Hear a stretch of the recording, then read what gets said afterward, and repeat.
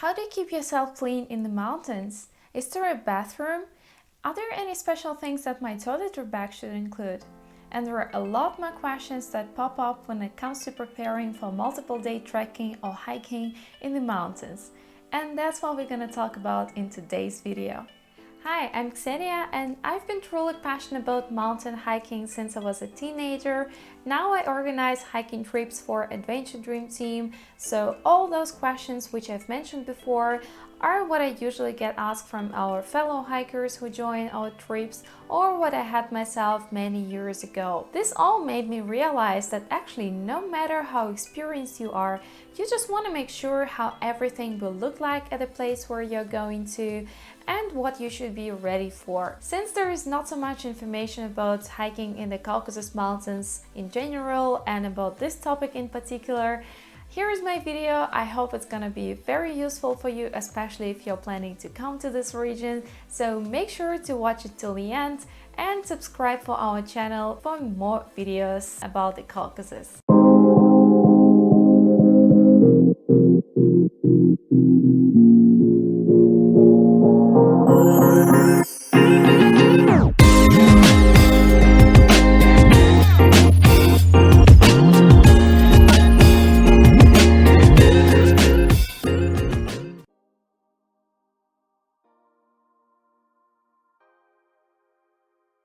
In the Caucasus Mountains, as well as anywhere else, there are several ways how your hiking trip can be planned. You can have a day hike, you can have multiple day hikes with a return to the same camp, or you can have long distance hike with several intermediate camps. I'll describe each of the types in the following questions, but generally speaking, the Caucasus Mountains are wild. What it means: there is almost no infrastructure here, such as hotels, roads, villages, or anything like that, and there is a low number of people visiting it. Usually you hike at altitudes between 2000 and 4000 meters, so obviously if there is nothing around, no any single sign of civilization, you should be ready for everything. In some places you can find those very basic wooden toilets, but in most of places there is nothing like this at all, so you do everything just in the nature.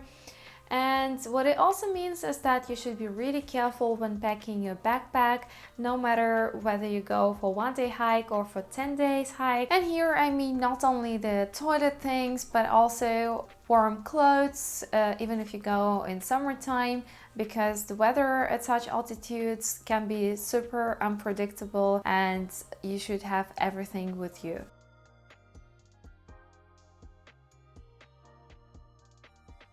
Within a private tour, you have a handful of options in terms of comfort, if this is your main criterion. There are a few villages or ski resorts where we have nice hotels, so consider going to Elbrus or Dombay or Arhus then. Take a local guide and then you can do day hikes from your hotel and then return to it. Then the hikes will roughly take you between 3 and 6 hours and it would be enough for 2 to 3 days program. If you're okay with the basic comfort level, then there is an option for you to go and stay at the highland alpinist camps. And the biggest advantage of those is that they're situated really high, way higher than any hotel or guest room around the ski resorts. And it means that there are a lot of hiking trails are available and you will see a lot more of the wild nature around.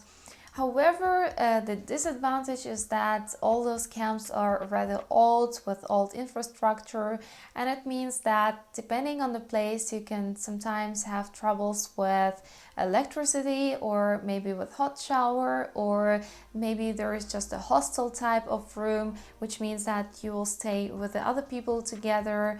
Or sometimes you don't have, these blankets and you have to take a sleeping bag with you.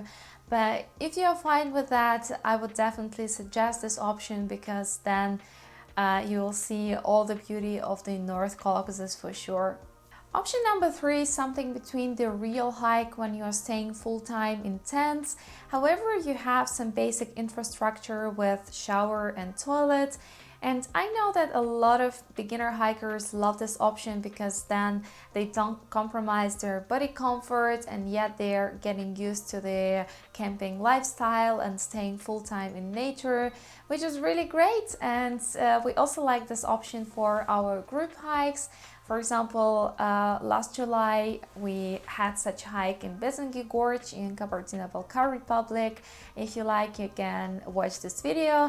I will leave the link just up here and in the description box down below.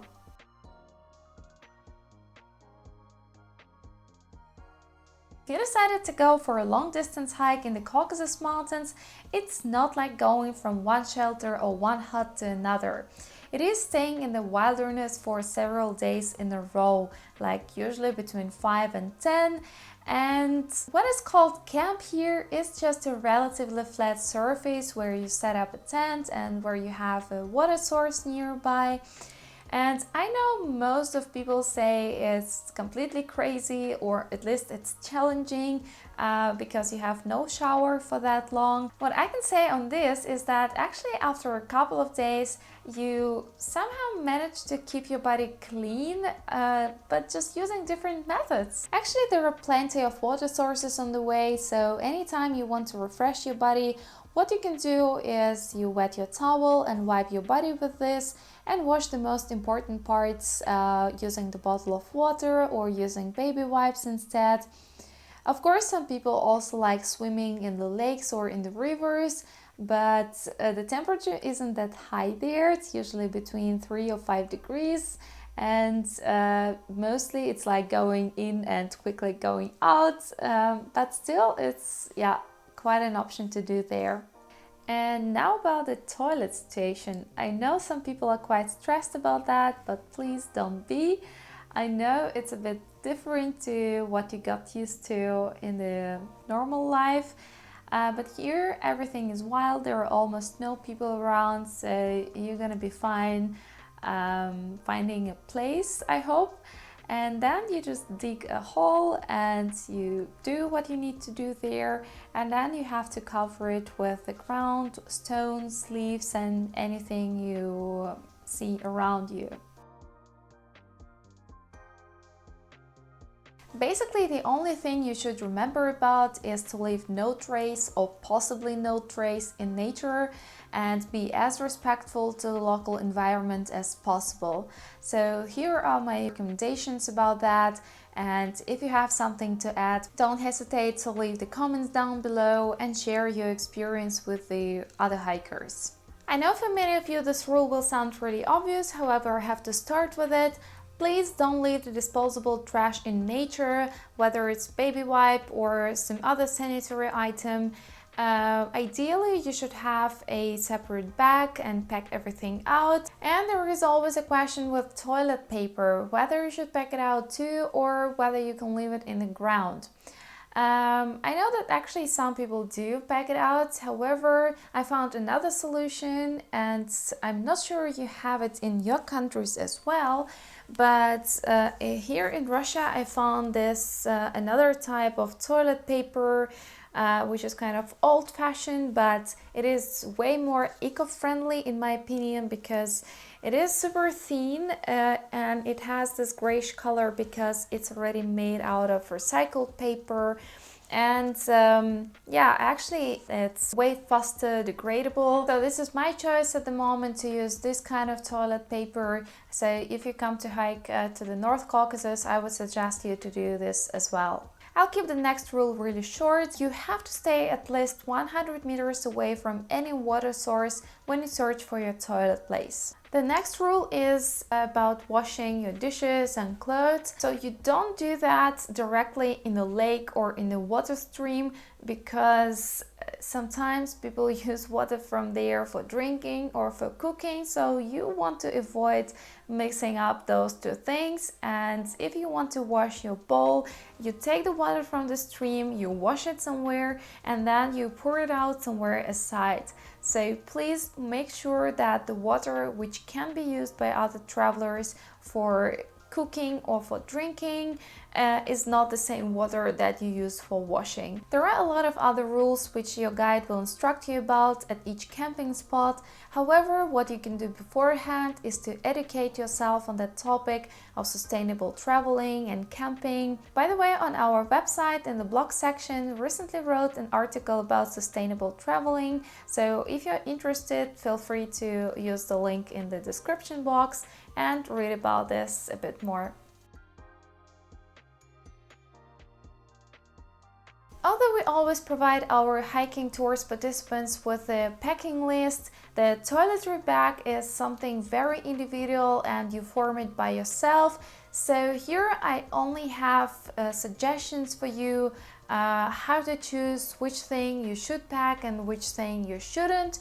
There are basically two questions to ask yourself. The first one, what do I need to sustain myself for 3, 5, 7 days in the mountains? And the second question, how can I minimize the weight? So those two questions should actually help you to take only the most important things with you. But if you still have no clue, I will put the most important things just here. So read it and note them down. Apart from this list, there are some other items that you might want to take with you on a hike. However, they are optional. That's all from my side. I hope this video is gonna be useful for you, especially if you start planning a trip to the North Caucasus. And I hope to see you here soon. Bye!